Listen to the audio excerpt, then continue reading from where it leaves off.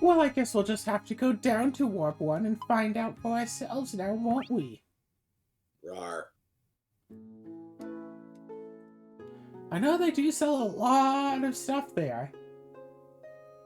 Yeah, because they're a proper, local game store.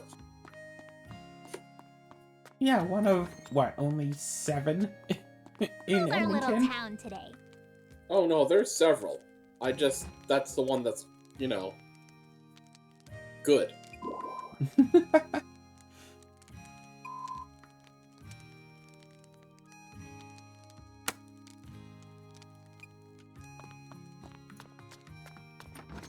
Boom, boom, boom. Let's see, are there any festivals? Right? No, not until the 19th. Upgrades? Other. I can guarantee you this though. Anything you need for D&D, you can either get from, Warp 1 or any River City games. Again, I use, like, lined paper, mechanical pencils. Yeah, that's the stuff I know for a fact they have at River City Games. Like hex grid paper, for example. Which What is kind much of better monster? Sir, what kind of monster uses hex grid paper for D&D?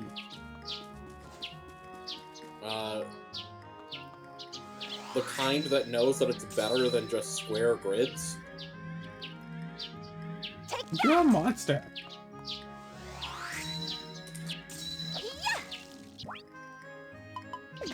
Since when is hex grid better than a square grid?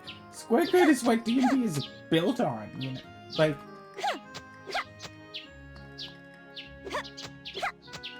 Just because it's what most people use doesn't make it right. just because it's what most people use. It's what the game was designed to use. All of this stuff is built with having square grid in mind. Meh. The game doesn't work on a hex You grid. can't trust Wizards of the Coast to actually know what the hell they're talking about. Watering time. I mean, I hope Square it grid comes has out been- okay. square grid has been in the game since, like, the original Dungeons and Dragons.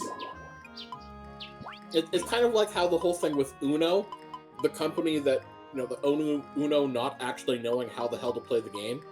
No, they said that you cannot put a +2 on a +4.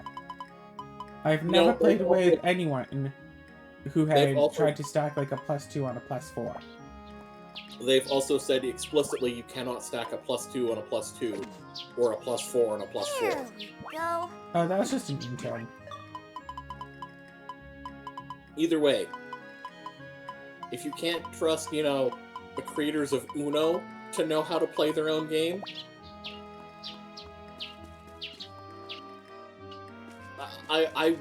but just also, I mean, come on, look at the stuff that Wizards of the Coast puts out. They very clearly don't know how to play their own games. I don't know, they seem to have a decent understanding of Magic the Gathering. They know that all anybody ever actually wants is just to see characters in silly hats. Apparently. There you go. I can't tell if you're actually using that as an argument or if you're sarcastically agreeing with me. Oh, that means my shot is working.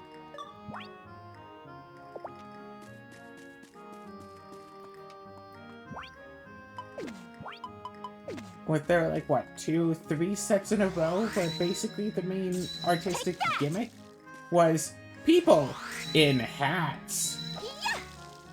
I think that someone at Wizards of the Coast had found out that someone had made a joke deck of people wearing hats. So they're like, oh yeah, let's give an entire set of people wearing hats. Huh? How about All that? right. And it's like, it doesn't work if it's, like, intentional. But I mean, honestly, if you want more proof that Wizards of the Coast doesn't know what they're doing, just look at 4th edition. 4th edition was good. 4th edition was fun. I actually learned how to play D&D off of 4th edition. I changed to 3rd edition / 3.5 edition because there's so much more stuff in it. But I learned off of 4th edition. Like, here's the thing. I have tried 4th edition. And it's just like it's D&D only at a very surface level. Like, you know what? Sure, it's a great way to be introduced to D&D. I would describe it as baby's first role-playing game. Oh, like how RuneScape is baby's first MMO? No, Club Penguin is baby's first MMO. Oh, I never actually did Club Penguin. That's too bad. Like, I think I had like a cousin who did, or Here something. we go. But I never actually played it myself. It was too complicated. Nice. All right. No, but, no, RuneScape is the MMO for preteens. There. Or early teens. Preteens, you legally can't make an account until you're 13. That's why I corrected myself to say early teens.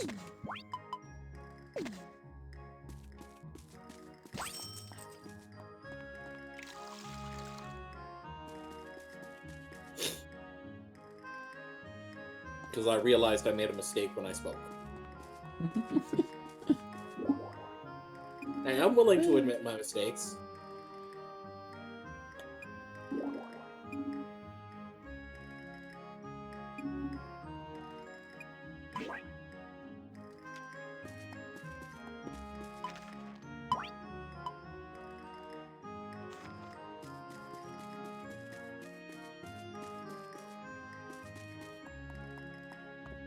Yeah.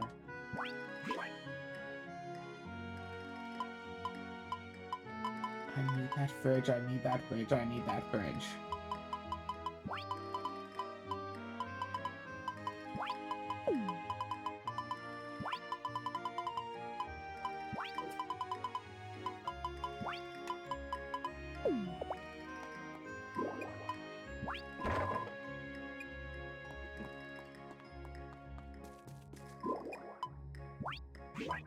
So, I touched on something that I kind of want to talk more about.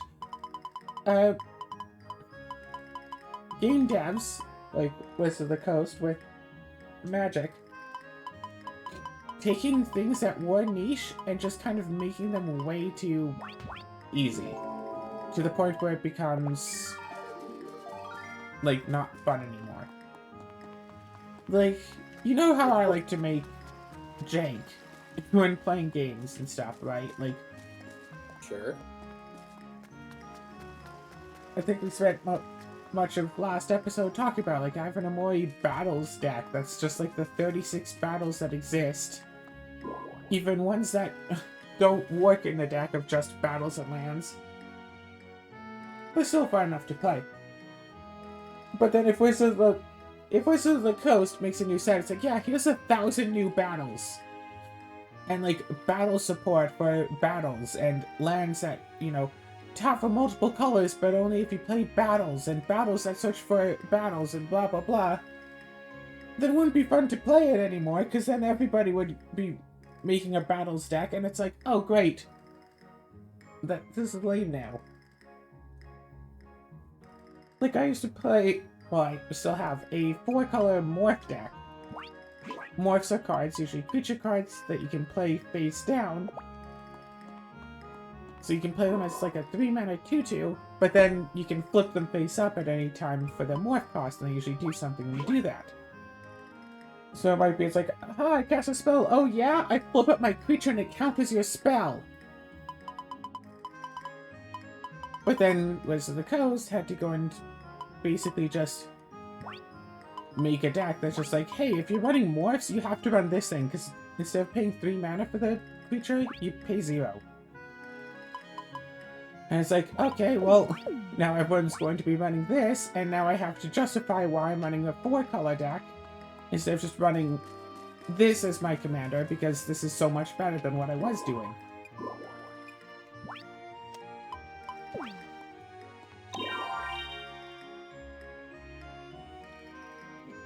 Basically, as a joke at one point, some magic personalities, whatever, Skill up. made a hats, like, draft deck. They'd only draft in cards of, like, people, like, who were wearing hats. And, like, it was a terrible deck, but it was just a fun experience. So now Wizard of the Coast has made, like, 2 sets back-to-back that's filled with people wearing hats. So it's like, okay, well, I guess it's like, what? They want people to try to make hat decks a lot now, but want them to actually be good? It's like, no. Someone, like, they know what they're getting into. Making a jank deck. Don't make the jank decks really strong. I have a Progenitus Voltron deck. Voltron shouldn't work with Progenitus, because usually for Voltron you have to put a bunch of, like, equipment and ores and stuff on your creature. You can't do with Progenitus, so... But then Wizard of the Coast like, oh yeah, you see this card that you had in the deck? Let's literally make a strictly better version. Let's just make a whole lot more effects that just apply to just your commander without actually targeting it or anything. It's like, I was working on something that was funny. I don't want everyone to have a Progenitus Voltron deck. Oops, accidentally gave him back his own thing.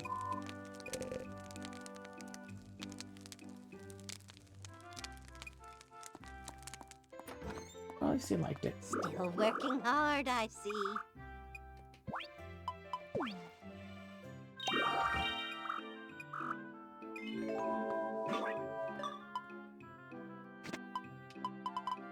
Oh, salmon.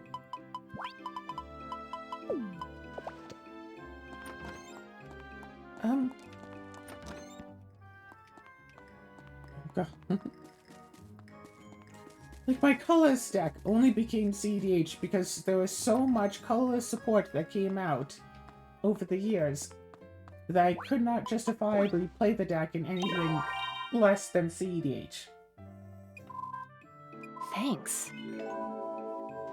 People will still often not believe me when I say that's a CDH deck because, like, what? Where? Blah, blah, blah. Colorless. Blah, blah. This can't be. Blah, blah, blah. It's like, okay, fine. You know, whatever. And then Wizard of the Coast goes and makes, like, it used to be that basically one set out of every 2 or 3, I might get one card that could possibly be a contender for in the deck. And then a set came out just a few months ago that's like, hey, here's like 5 cards that are now staples in that deck. A few months before that, hey, here's a colorless pre-con deck that's actually super strong right out of the box. Jeez. And it's like, great, now everybody runs a colorless deck. Instead of, you know, one person out of every, like, 50.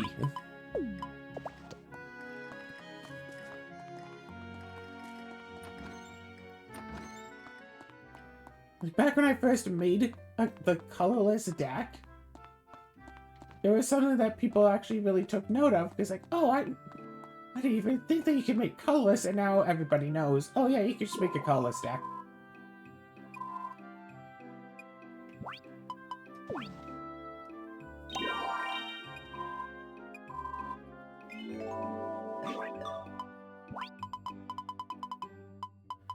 It's like, I understand that I should be grateful that people are going to be, you know, playing the game I enjoy more. But it's like, I want to do funny little things. Like, I want to make some, like, bad decks here and there that are just fun and silly because they're bad decks. And then Wizard of the Coast goes, oh no, here, let's make that better for you. And it's like, Feeling no, well? I was having fun how it was. Because part of the fun of playing these things is other people's reactions being all, oh my gosh, I can't believe you did that. Making a commander deck for $1, then if Wizard of the Coast just makes, you know, $1 EDH decks, then it wouldn't be special anymore, because everybody would have, like...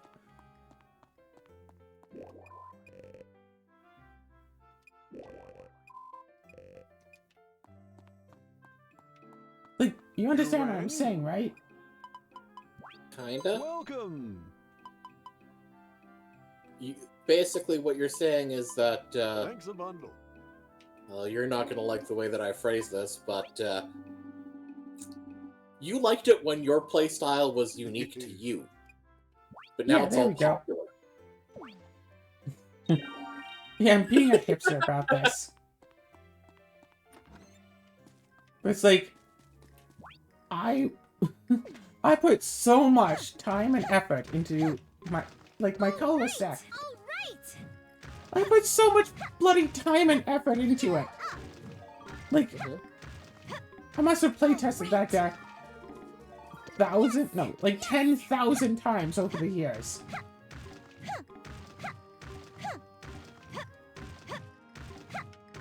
Nice.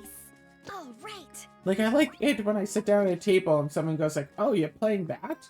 Wait, you're playing colorless? Oh, this will be interesting."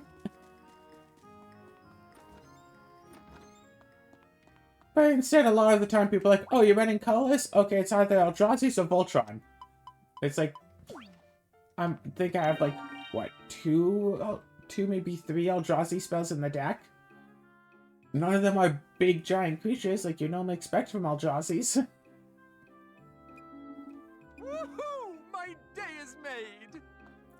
I think, like, one is a creature, and the other two are instants.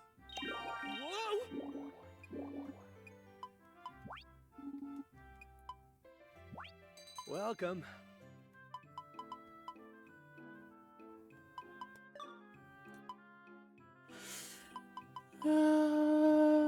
Take your time.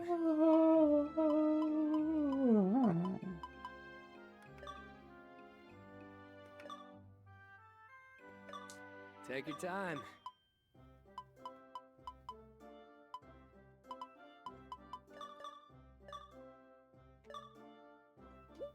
Take your time. Come again, if you feel like it anyway.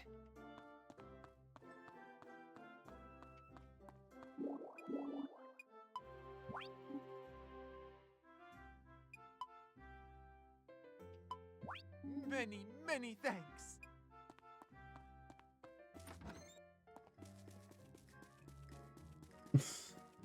Like, there's a part of me that wants Wizard of the Coast to make more colorless support so I can, you know, put some new awesome cards in my colorless deck. But there's another part of me that's like, if Wizard of the Coast just makes, like, you know, a full-on colorless set and puts all sorts of awesome colorless cards in that, like, say when the One Ring got printed, right? Like, I was literally using, like, Urza's Blueprints as a card draw outlet. 6 mana, Echo for 6, so you have to pay 6 mana, like, the turn after it enters. Tap, draw a card. Or I had, like, Hedron Archive, a 4 mana artifact that can tap for 2, or you can pay 2 mana and tap it, and sacrifice it to draw 2 cards. Like, you know, lots of mana investment, but you can get a few cards out of it. And then the One Ring. 4 mana artifact, tap, put a counter, draw cards, equal number of counters on it. Oh, and when it enters, if you cast it from your hand, like, you have protection from everything for a turn, and and it's indestructible. It's like, Nice. it's like such an awesome card. I have to include it. It'd be foolish not to. But if Wizard of the Coast, you know, makes like 60 more super awesome, powerful cards that basically I must include in the deck, then everything in the deck would just be, you know, cards that I have to include in the deck.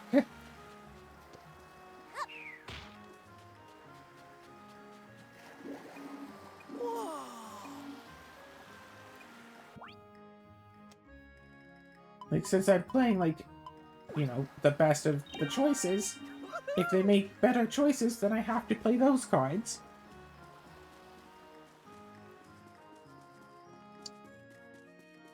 And then if there's a deck where I don't play, like, the best of the choices, like where I just play one of my boyfriend jank decks, It's like, oh, I'll play such and such old morph creature. It's like, oh, why don't you run this one? Or why don't you play this card? Or why don't you do this? You're an idiot. You're dumb for not playing these things. People literally have said to me, to my face.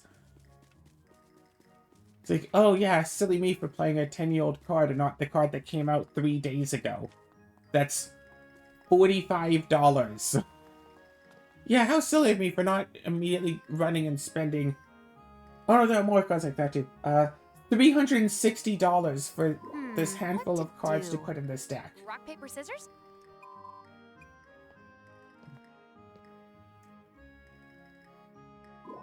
Thanks to your hard work. So now we're trying to think of something else to do, like a part-time job. I've got it. You can help us decide. Huh?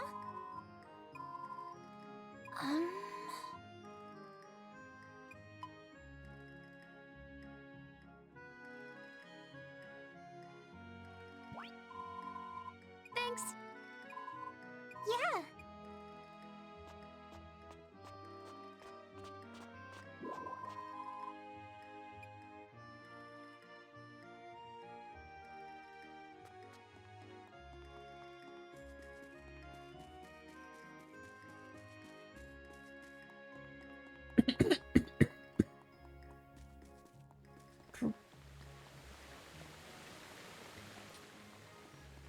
Yeah, I guess it'd be like if you're playing like Persona 5 and there's some like new DLC that comes out or something that's like, oh yes, like here's one of our side phantom, it's like free to summon and all of its stats are like infinity. And then like sure, you don't have to play it when you're playing the game just on your own. But then if you post like say your minimum battles run or something, then have every other comment be, hey, why aren't you using the new Phantom? It's so much better than the junk you're using. Hey, quit treating me like a kid. Yeah.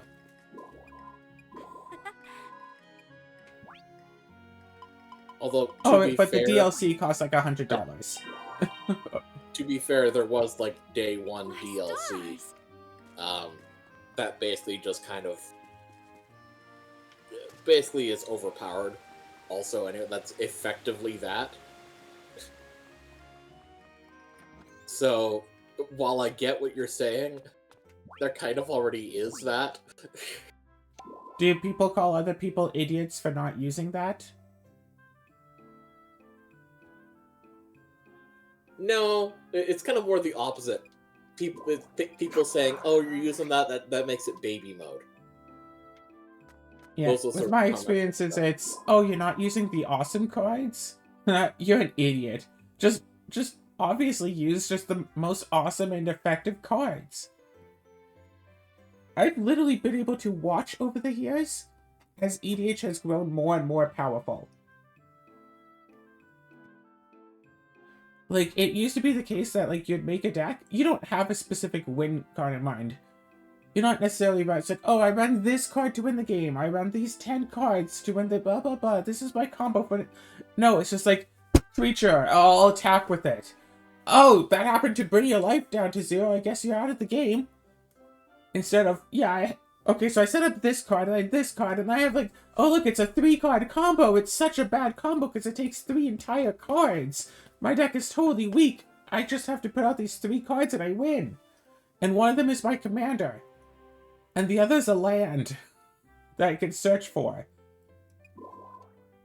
And then I run tutors to try to search for the other card. And like 20 counterspells so you don't stop my combos. Yeah, the deck sucks.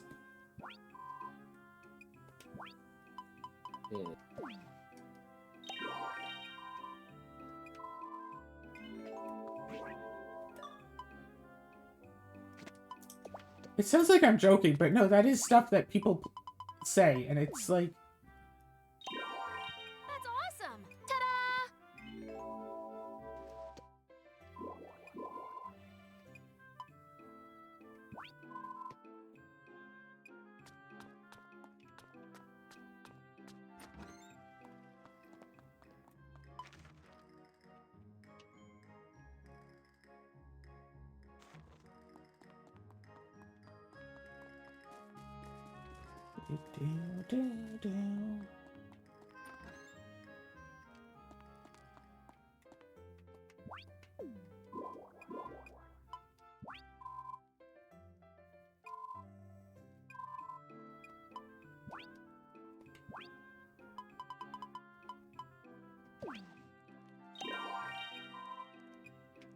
Is something amiss?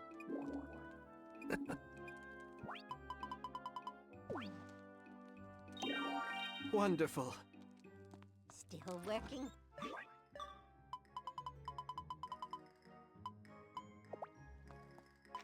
Alright. So now that I haven't given to one.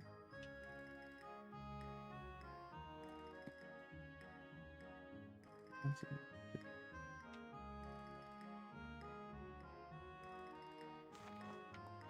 Alright, cool.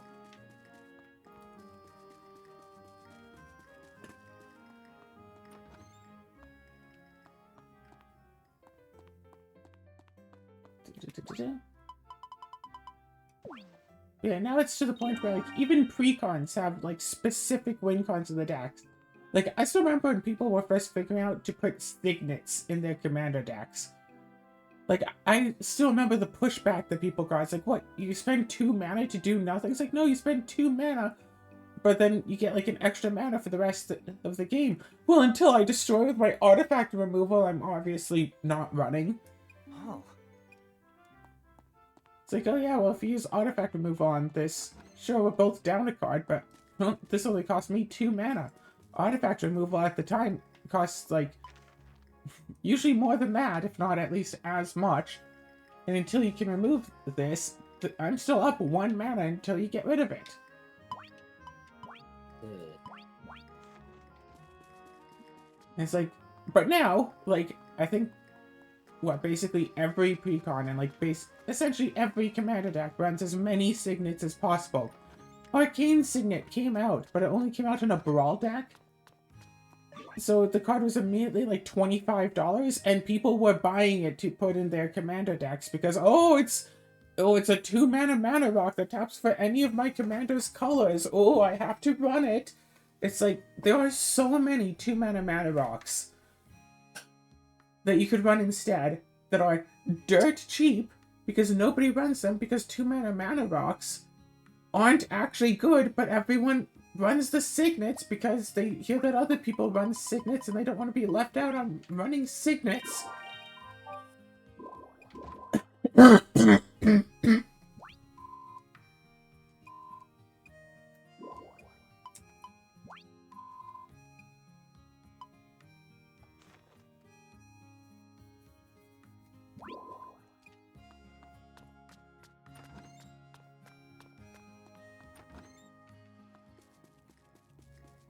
Like, I still remember having a bunch of fun once. I was staying with my dad for a few days, whatever. I found some of my old, like not super old, kind of old magic cards sitting in a drawer, built a commander deck out of them, went to the LGS for Commander Night, played a game with cards I had just thrown together. You can't do that these days.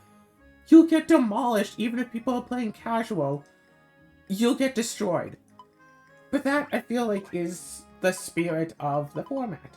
Just play cards.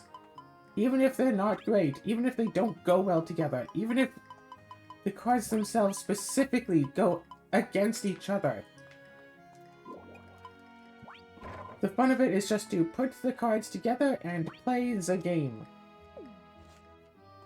But no, you have to buy, like, the like $60, $70, $80 cards. You're not allowed to use proxies, so you have to actually pay for all of these cards. With what money, I'm not sure, but you have to pay for all of them. You have to double sleeve all of your decks.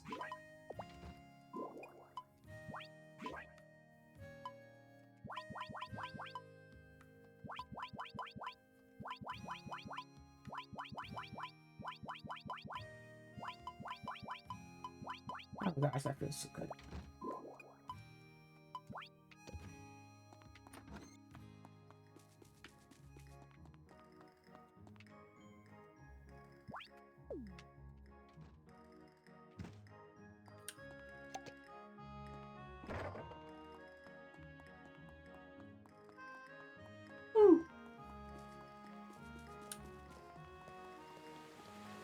It's like, I just want to play this here game.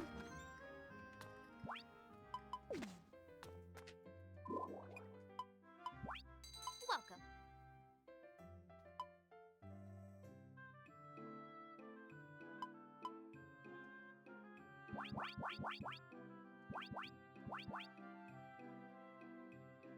No need to stop there.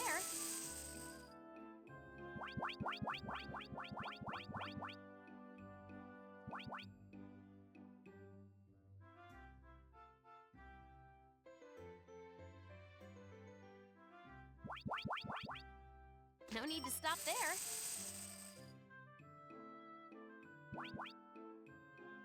No need to stop there. No need to stop there. No need to stop there.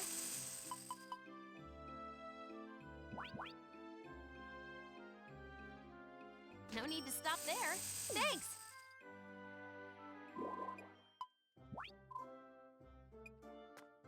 Alright, got all this. I'm good and ready to go.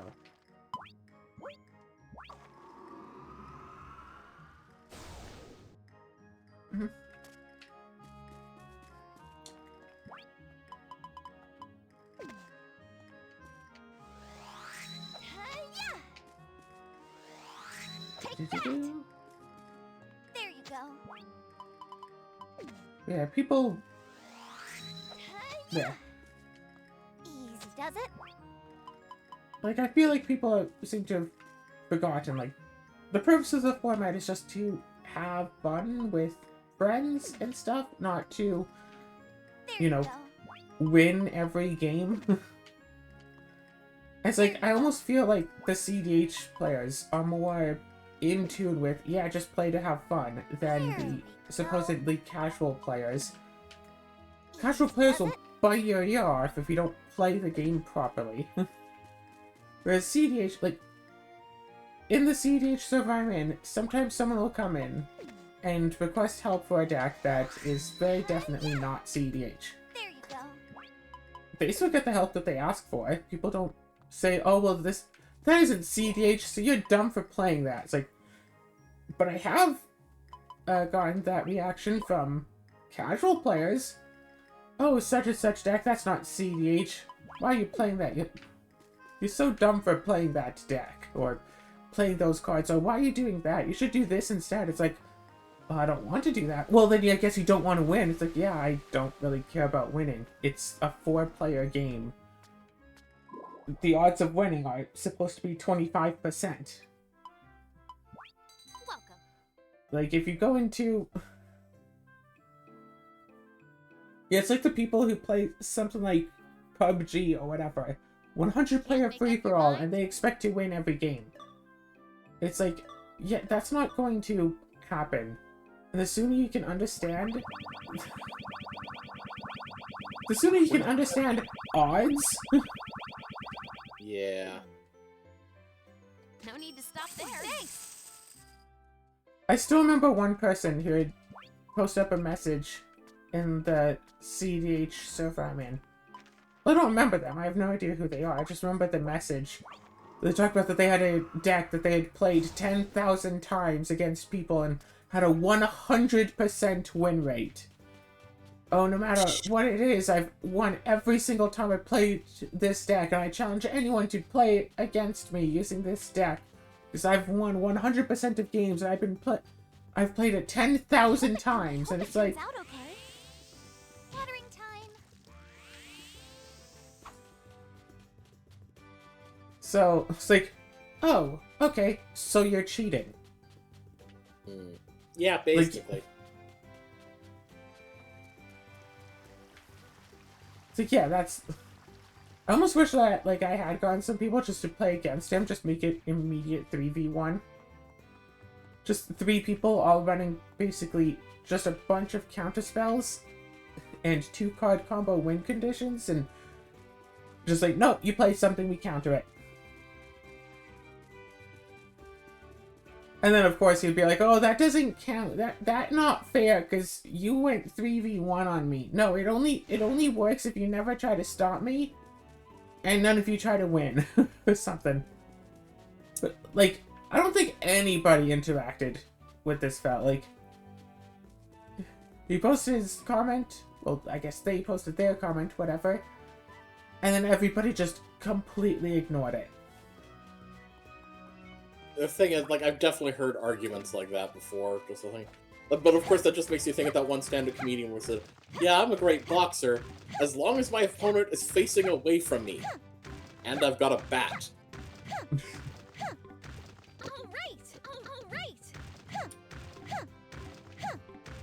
Alright. Oh god. Sometimes I'll encounter...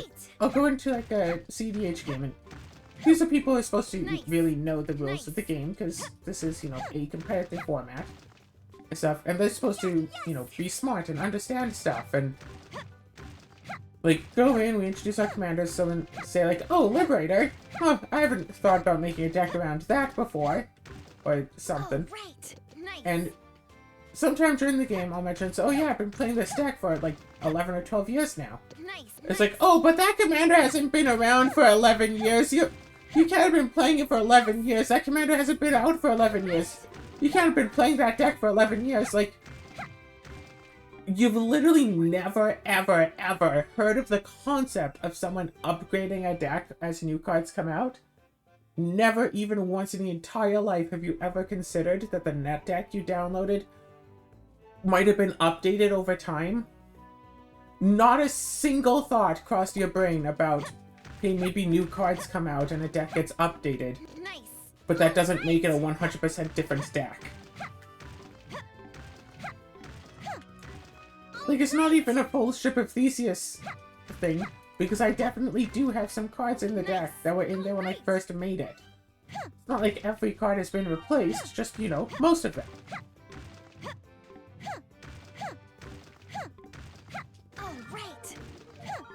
But no, if you change, apparently if you change out the commander, it is a 100% completely different deck. So anyway, I have, 4,000 CDH decks. Yeah, I just change out the commander and it's an entirely new deck. Apparently, I guess. According to, you know, those couple of people's logics. I mean, I guess that's how it works. You wanna play some new deck? Oh, just change up the commander and it's, like, so completely different. It's unrecognizable.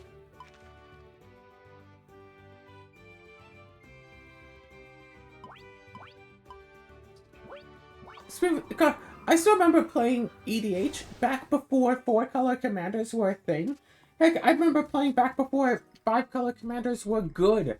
So people would run, like, Chromat as a 5-color commander just because they wanted to play 5 colors. And now it seems... Like, I remember when there were, like, only, like, 4 or 5 choices for 5-color commanders. There's, like, Chromat and Progenitus. And for some reason, nobody ever ran Progenitus. So if someone wanted to play 5-color, they just pick one of these commanders, put as their commander. It's like, okay, well, I don't really care about that. I just want to run 5-color stuff. But now, there's like a new 5-color commander, like, in every set, basically. Every set or every other set has a new one. And sometimes they get super pushed, like Golos. People were really mad when Golos first got banned.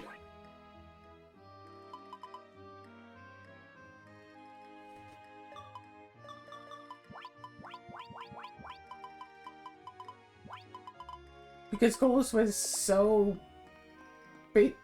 Essentially, no matter what deck you're playing, unless your deck specifically requires the commander to be good, playing Golos your deck would be better.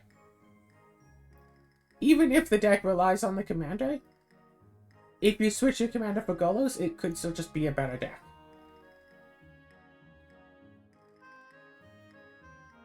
After it got banned and people were, like, whining and upset about it, someone had said, "But I had 5 Golos decks!" Like, yeah, that's why it got banned, darling.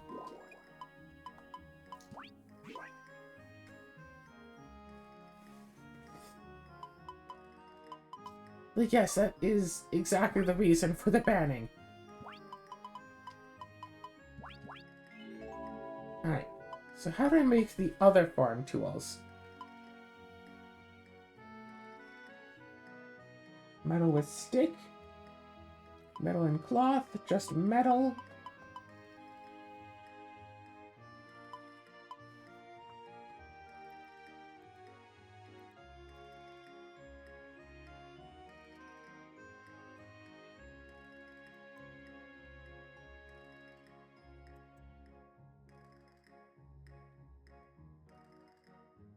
Mineral and toxins.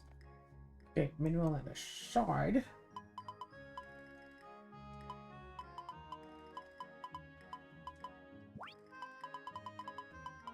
Where are the shards? Oh wait, do I not have any?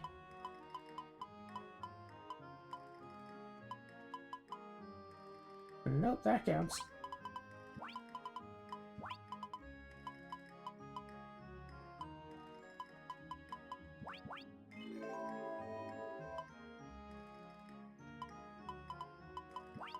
And just for the sake of completing that, I'll do this as well. Alright.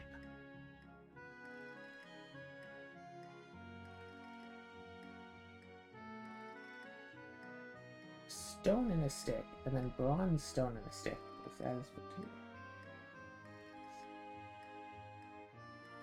Okay, okay.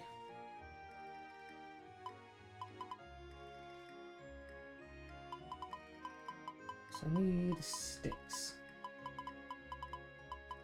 I also need strings.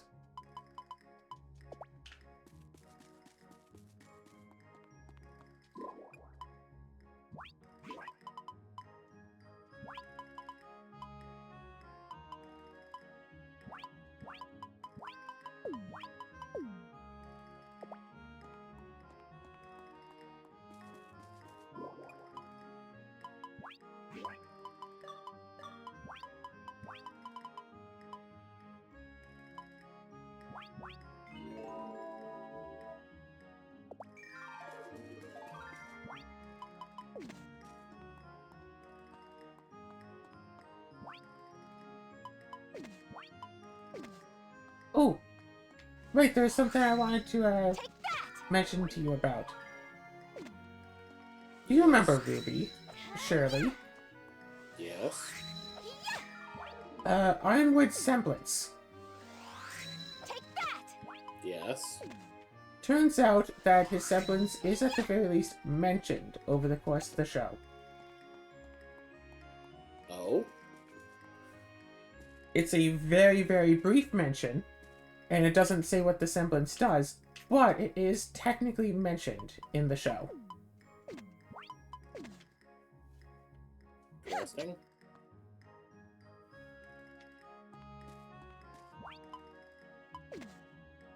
During the song Hero, where Ironwood is fighting Watts, Easy does one it. of the lines is, "Metal, I'll deploy."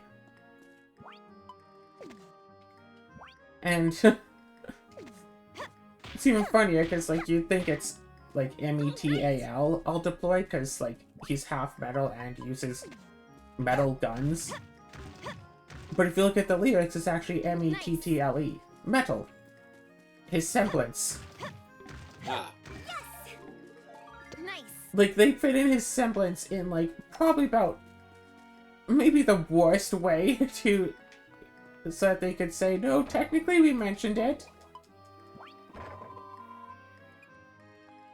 Just the barest, briefest possible mention of the semblance, but still technically mentioned.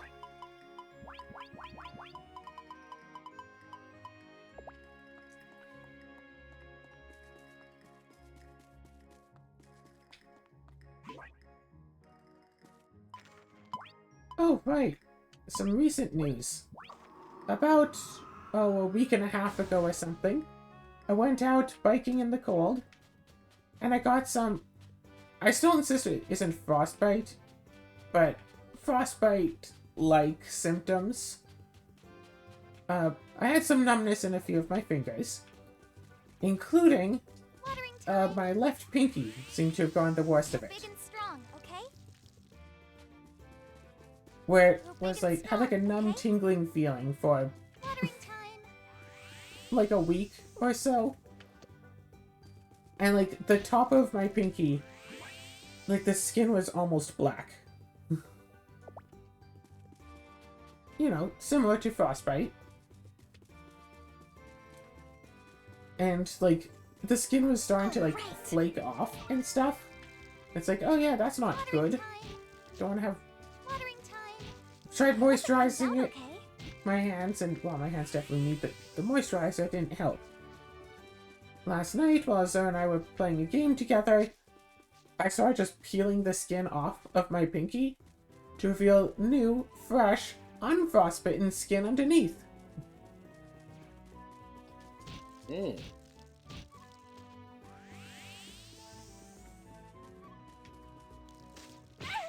It's all like soft and stuff down there. And I go a bit too far and I feel that rough like barrier between like new skin and old skin. It's like I want to keep peeling, but it's like so barely peeled off that's so hard to like just keep pulling the skin off of it. I want to pull the skin off, but I can't.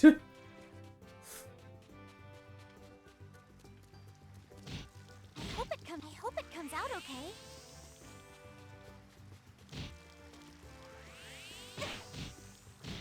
Real big and strong. So yeah. And I've been getting more feeling in my pinky as well. So who knows, maybe within another week or so, Watering time. it'll be like it never happened.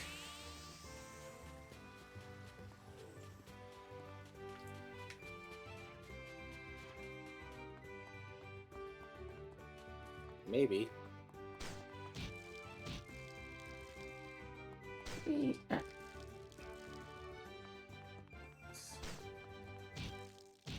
So I had an idea for some. I don't know if it'd necessarily make for good like RPG or if it'd just be an interesting like story to write about or what. But it could be an interesting, at least just to think about. D&D, making a D&D character, but the setting is like modern day. Like what D&D like classes and abilities and stuff would be the most useful for the modern day, and why?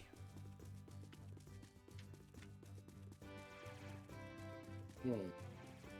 Notably, you can't have any of like the special D&D items. So you can't just be all like, oh, I just have like such and such item that makes infinite food.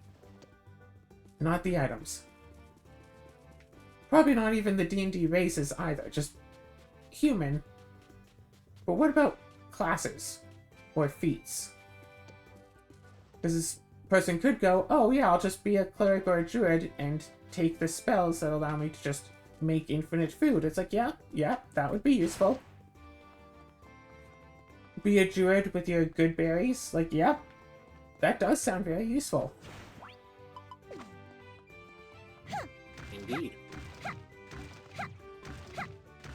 But no being an artificer just to make the magic items. Nice.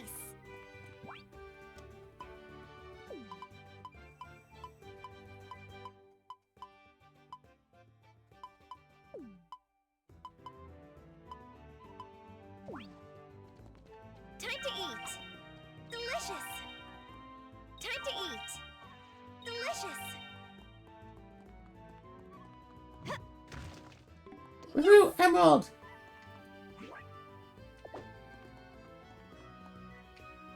Come on, little orc.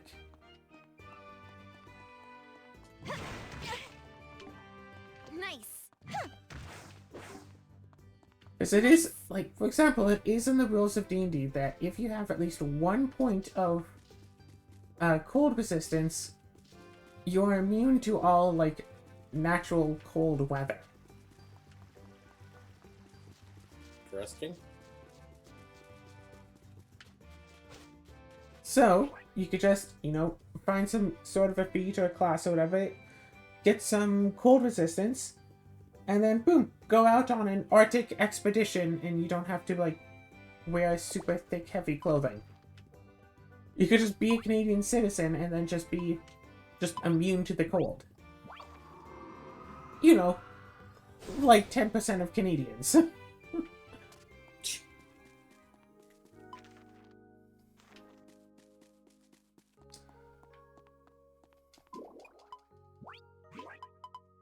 I mean, fair.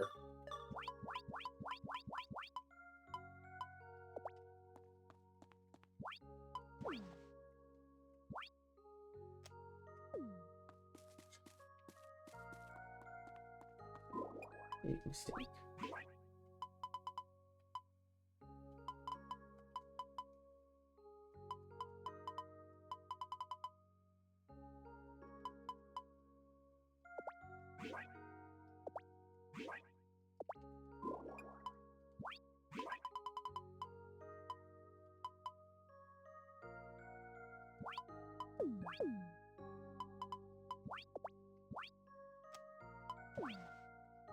Time to eat.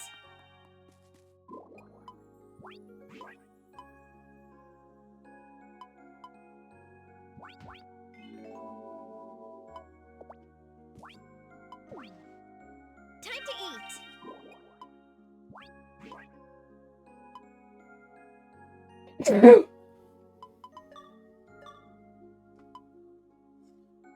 Yeah, if you really want to make it hard mode, try going with classes that don't need outside help.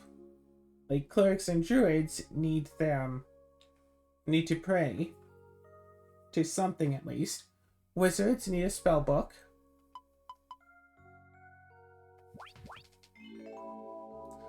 I wonder how useful Valve Poverty would be in real life.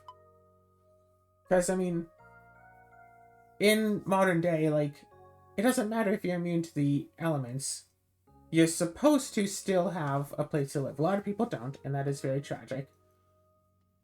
But, like, modern day, someone, like, essentially choosing to be homeless.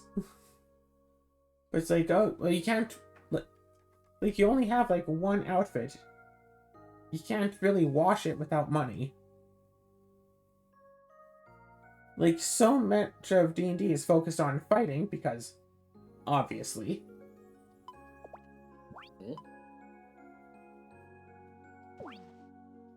Time to eat.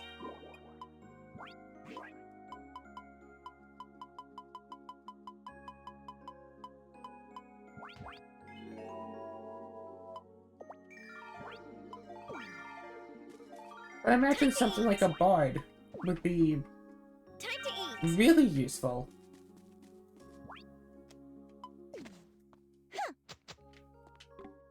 It's like, yeah, just pick up an instrument, get all your, like, perform stuff. But it's like, what abilities does a bard get? Inspire confidence? All right. Inspire courage, usually is what it is. Exactly. What do people need to be so courageous about?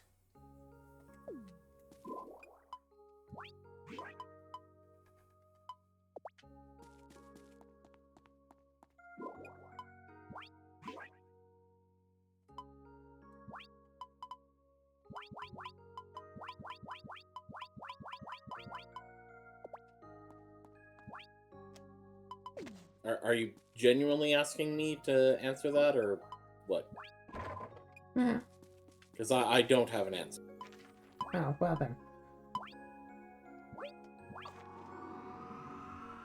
Well, do you have an answer to the original premise of it? What do you... You're big and strong, okay? D&D classes / feats that would be very useful in regular day-to-day life.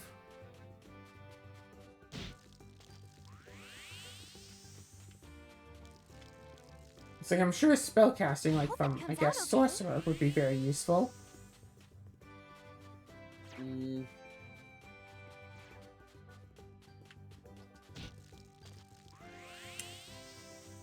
Monk, 3rd edition. Wait, what level if we're going with a class? I mean, I was thinking start with level 1, but you'd be able to level up if you're willing to, I put in the effort it would require in modern day society to be able to level up. Okay, because here's the thing. Monk.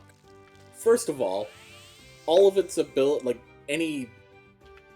The issue with, like, you know, a caster... Well, not really with a caster, but, like, so many of the other, like, classes is that, yeah, you're expected to be wearing, you know, better stuff. Not so much with casters, but monks don't have, like, any casting things. They just wear normal clothes.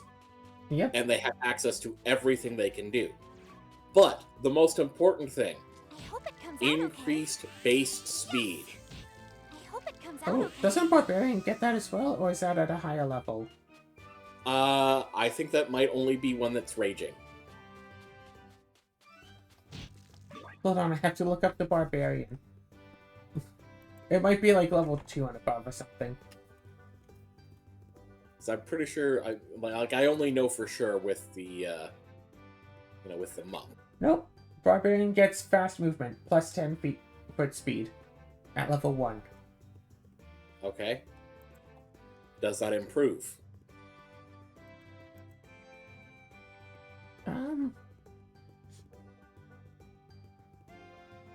I don't think so. This isn't saying that it does. Exact. Whereas Monk doesn't get the speed bonus until level 3. Sure, but monks in speed bonus, you know, continues to improve as it levels up. Like, here's the thing. Like, I remember back when I think it was Neverwinter Nights, like, came out. Well, not right when it came out, but there was a particular, like, you know, custom module that someone, like, had hosted, like, through the game, whatever, that they actively, like, had a bunch of, like, extra stuff put into it that basically meant, it basically kind of negated anything, like, that you would normally expect, like, from your character, like, from the classes and stuff, because you would get, like, upgrades and stuff to your character based on drops from, you know, basically instance dungeons. But monks had a significant advantage in it, because as they leveled up, they got, literally, their speed increases, which means that they can grind through the dungeons faster, simply because they can get around them faster. So that is why I'm also specifying 3rd edition monk. Because I think they might have gotten a slight nerf in 3.5. Yeah.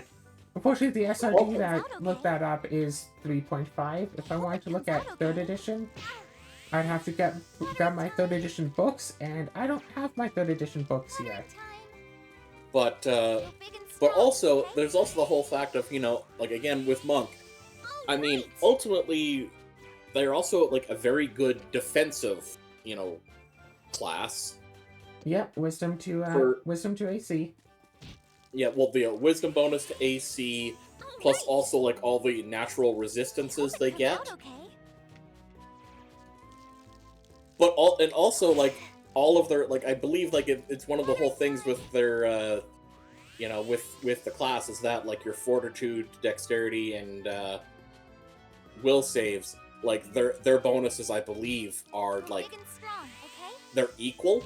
It's like, they're a very balanced, you know, class in terms of, like, defensively. So it's just like, yeah, but also, again, what is their primary thing? Attacking with their body. Like, I don't expect to get into a lot of fights in my life, but I can't help but thinking, like, basically martial arts and, you know, yep. They like, are basically fighting, just like, martial with your artists. hand and body. Yeah, it's just like, that's kind of like, generally, at the very least, the most acceptable way in modern society to fight. Yeah, and I'm sure you could find some sort of, like, training dojo, whatever, where you get to fight against other people and just fight, you know, fisticuffs. And you could even slowly level up that way, too. Exactly.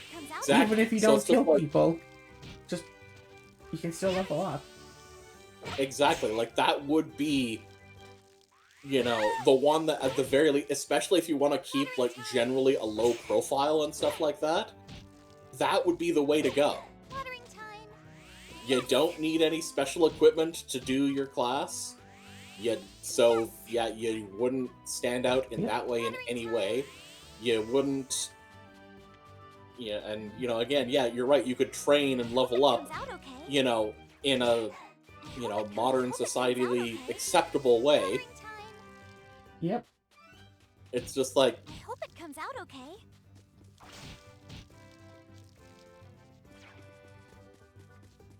Yeah, like every other Big and class strong, okay? basically requires something.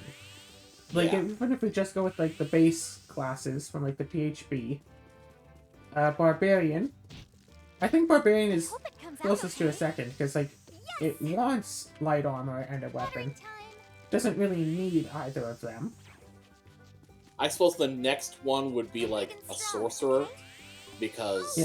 But You don't again, need as soon any as you special start casting equipment. magic, yeah, as soon as you start casting magic, Well- you're gonna stand out, no matter what. There are feats to not stand up so much.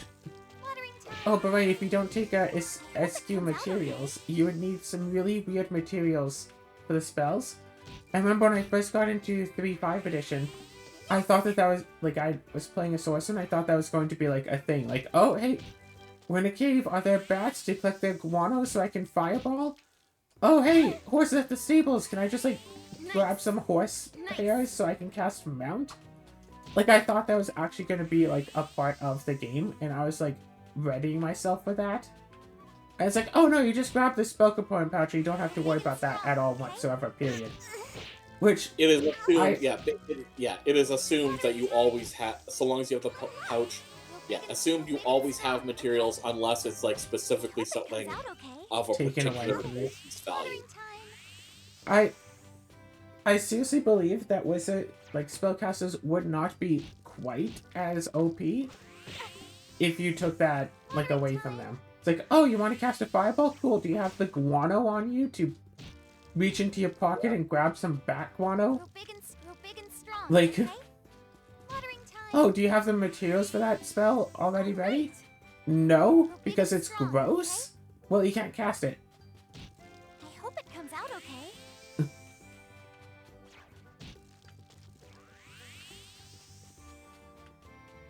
I hope it Yeah. comes out I okay. think I remember seeing a video, though, about how so much of the spell components are basically just bad jokes Watering time. that are kind of, I- like, All right. marginally related, but it's just... I can't remember it's, like, specifically ones... But I it's just, like, remember almost reading all- about how in, like, the first editions of D&D, the spell components were, like, what you would use anyway to make that effect. There's one that made up, like, a cloud of dust. And it's like, oh yeah, these two, like, minerals that if you combine them together would make a cloud of dust. Watering time. Exactly. Or something, like, Watering time. it's like, yeah, no, that's just legitimately what you need to do that effect anyway. Hope it comes out okay. Nice. It's like, oh yeah, the flamethrower spell, all you need is a lighter and a can of hairspray. I hope it comes out okay. Watering time.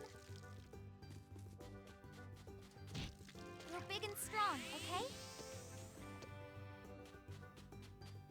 Watering time. Oh, right. And what was it? Time. Was it, like, what, read thoughts or whatever? Requires a copper coin? A penny Penny for for your your thoughts. So yeah, Big and strong, okay?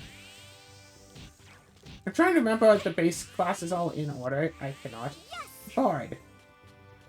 For most of a bard's thing, they just need a musical instrument.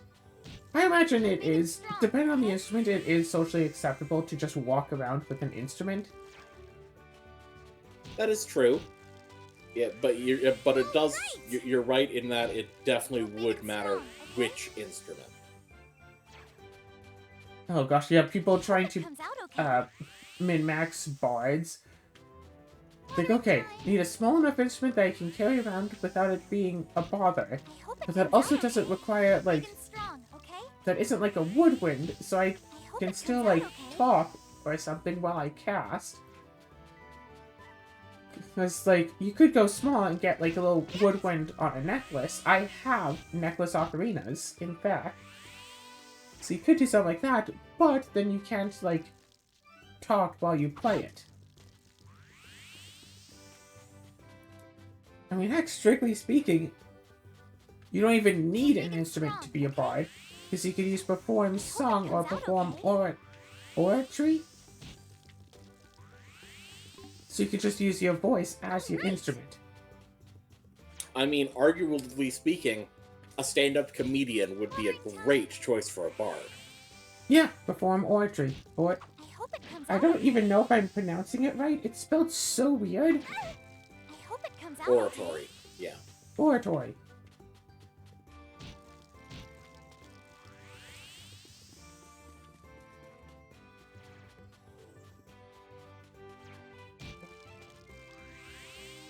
But then it's like, okay, so what do bards get? They get bardic knowledge, so basically nothing you couldn't really get without just, like, Googling. You get better information by Googling it anyway, so that's not super useful. Mm.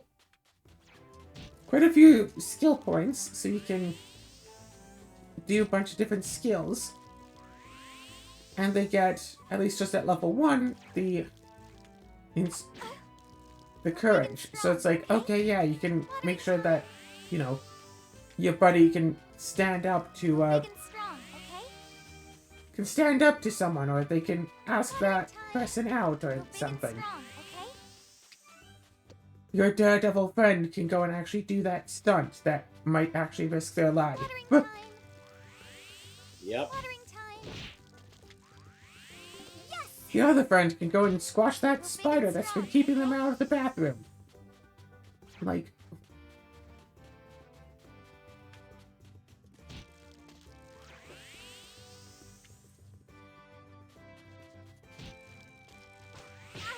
All right. so, yeah, I think Bard would be okay, but it's like, you don't necessarily get a lot out of it. But hey, you get spells.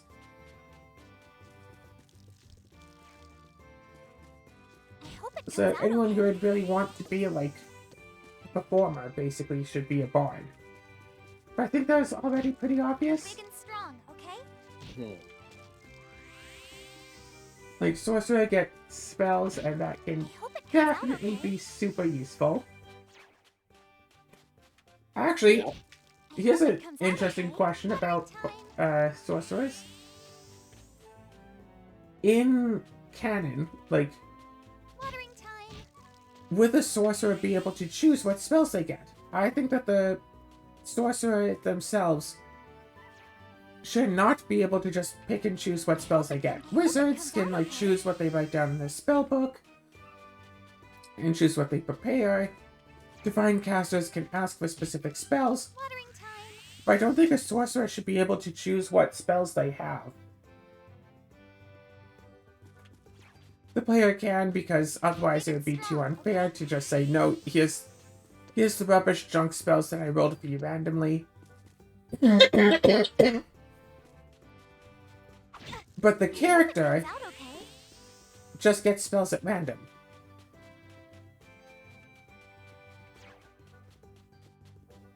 Watering time. So, depending on dumb luck, being a sorcerer could just not be good. If the spells you get aren't Hope useful, it comes out okay. oh well. Wizards require a spell book, so I don't think that would really be so possible if we're not bringing in, you know, All right. magic items already. Watering time. Although, I guess strictly speaking, just from leveling up, you get spells already in your book, and just as you level up, you just, like, think of new spells or something to just write in. It's like the first wizards aren't necessarily going to be very good, because they have so few spells. As more wizards come in, Okay. Go big and strong, okay? more spells are going to be written down, and so it's just going to be more to it in general. Go big and strong, okay? Yes! And then I guess that's the whole question of, okay, well, what I hope it comes spells out okay. should people use? Okay, wait, other classes. There's the rogue. Watering time. Trap finding. I don't think trap finding would be that useful in day-to-day life, necessarily. Probably not, no. And then lockpicking. Go big and strong, okay? Okay, well, that one would be useful. I hope it I comes mean, out okay. people can just learn how to pick locks anyway. And sneak attack. Again, not necessarily useful in normal day-to-day Comes life. out okay. I suppose not. Yes! Yeah, cleric and druid, as mentioned, you'd have to worship something at least, but technically, druids are supposed to just worship nature, not a deity, and clerics can worship anything.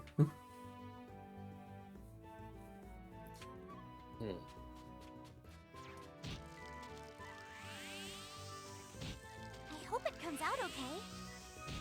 Watering time. I can't help but feel like we missed one.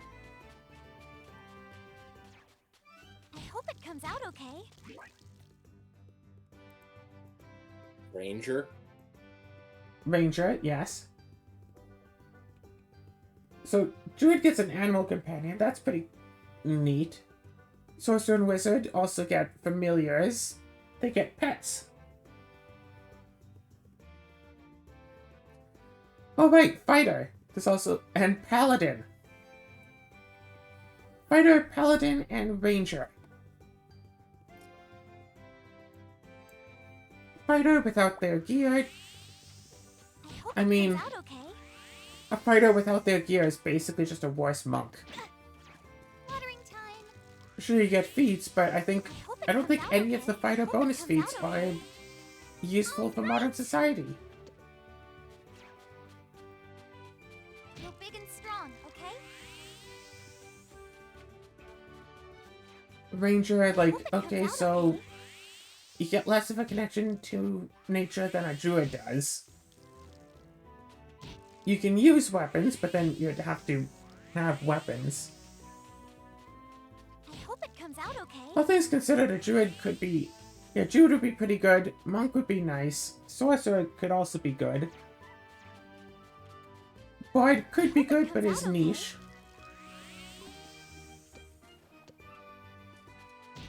Go big and strong, okay? Watering time. I think it could be interesting to write a little, like, fan Nice. fiction or something about, like, Watering time. a modern-day world where people just have, like, D&D classes. There's the occasional person with, like, a really weird class is, like, I don't know, a binder or something that performs rituals every day. It's like, oh, today's gonna be a cold one. Let's do this ritual, and then I have, boom, cold resistance.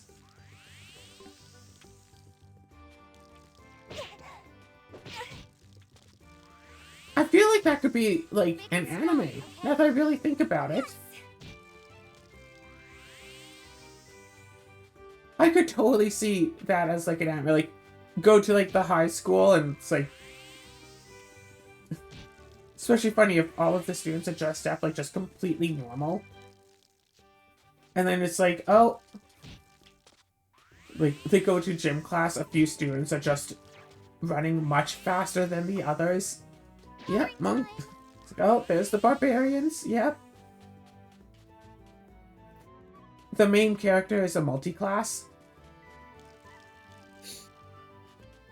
The main character just starts picking levels from all of the different classes that they can. Yes! Yes! So, lose. Yes. Nice. Watering time. Ouch. Oh, Hope God. it comes out okay. Especially painful if it's lose. Because you can't be a witch without being evil.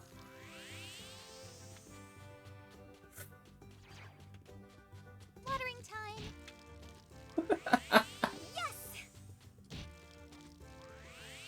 I mean, could you imagine, though, like, she just becomes evil Luz just so she can be allowed to multi-class into Witch?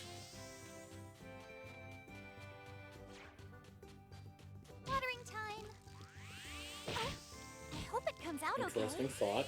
Grow big and strong, okay?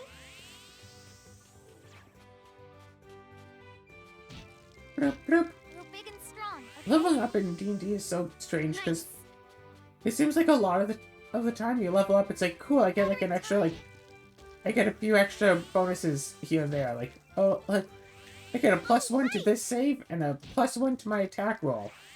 Okay, that's it, I'm done. I hope it comes out okay. And sometimes leveling up is a multi-hour long ordeal. And it's...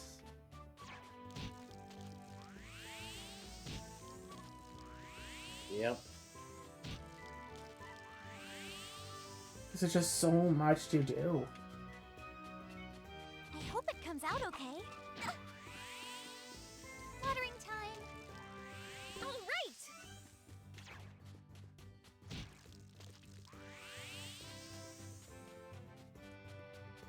Do-do-do-do. Grow big and strong, okay? I hope it comes out okay. Yeah. And of course, there's the whole question of what, like, Grow big and strong, magic okay? items would be most useful for day to Grow day. big and strong, okay? Bag of holding? Do Right. you think bag of hold? If you could have one, like, D&D magic item,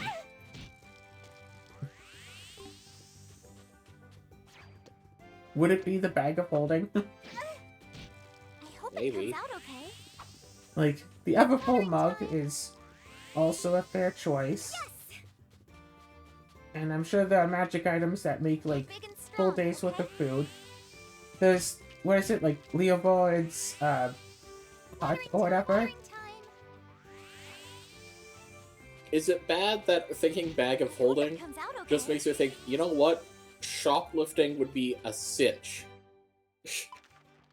Is it bad that that's the only actual use I can think of for a bag of holding that would actually be useful in modern day? A bag of holding is approximately the size of, like, a purse. Yeah. So, like, but it never, like, increases in size, and it all depends. Can you bring a bag of holding through TSA? Airport security? Ooh. Like, what would it look like on an X-ray? Would it look like a... Because it would look empty, wouldn't it? Believe so.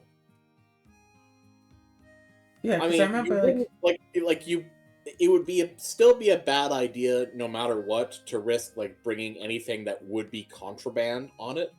Like, quite No, frankly, if but- you're using it to carry large amounts of like, you know, like Clothes. say, huh?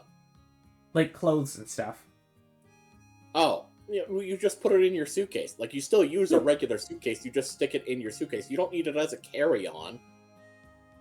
No, but then you don't have to pay the, like, $70 for a suitcase. Unfortunately, I believe that's actually still that'd be too small to be as a suitcase. Oh, you mean so you do still take it as your carry? I still wouldn't risk it. Because they might, be like, what the heck are you bringing onto this plane? I mean, but if it looks empty, you could just... Because if you put a bag of holding into another bag of holding or into a handy haversack, then whatever's on the... Like, the one that's on the inside stops functioning in its normal purpose and just acts like a normal bag. So if you somehow also got your hands on, like, a second bag of holding just to borrow, you could put some, like, normal-looking things in there. Normal-looking things that they wouldn't really care about in there. So it's like, oh yeah, that's why it's, like, so heavy, whatever. I have stuff that you don't have to take out of my bag, or whatever. Or, oh yeah, no, it's just empty. No big deal. And then you get through security, it's like, okay, here's, like, water bottle, here's some food, my nail clippers. I'm joking. But also just for, like, everyday purposes. Like, oh, hey, I want to go... But the biggest issue about the bag of holding is that it's so heavy. It is? Isn't it? Hold on. We're gonna look this up and then we're gonna end off this episode.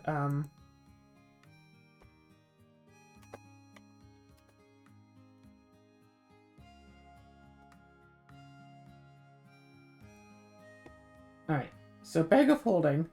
The type 1 has a weight of 15 pounds. Ooh. No matter how much is in there, the type 1 weighs 15 pounds.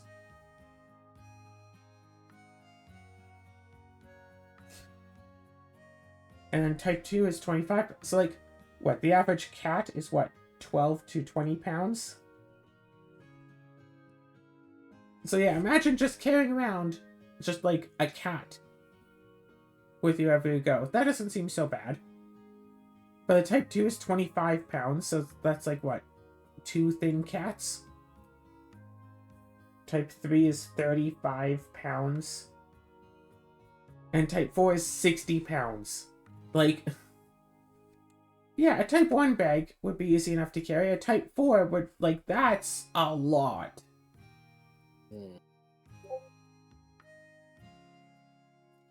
It holds a heck of a lot of stuff, but that's a heavy bag.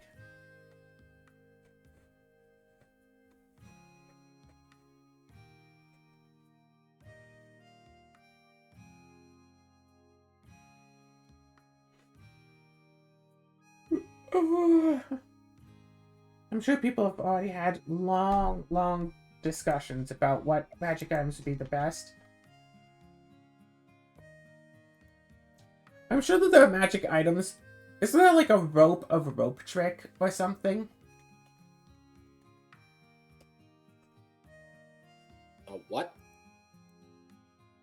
Like, are there magic items that's like, hey, here's a house for a day?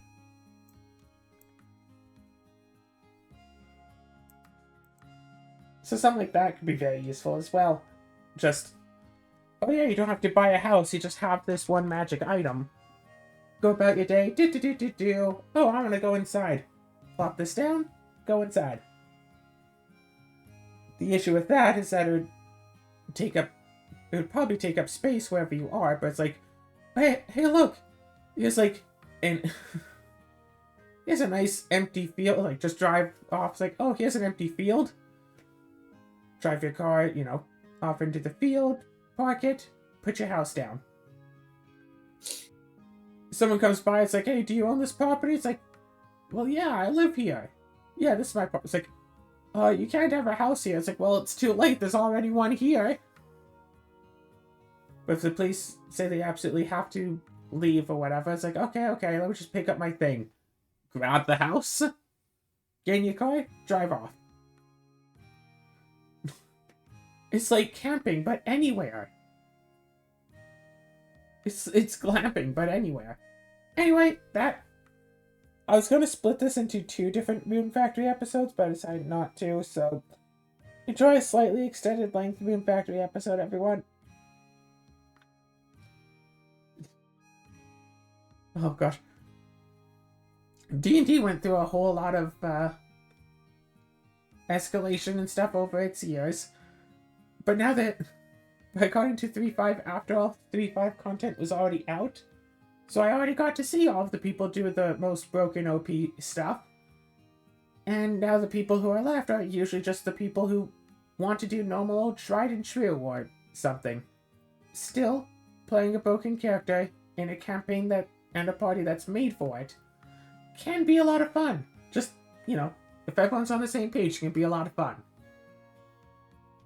Mercer has been a lot of fun.